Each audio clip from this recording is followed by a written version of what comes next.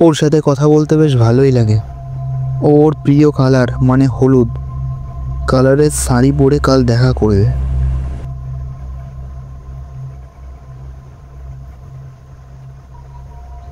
এই বিট্টু, হ্যাঁ ভাত বেড়েছি, তাড়াতাড়ি খেতে আসবি।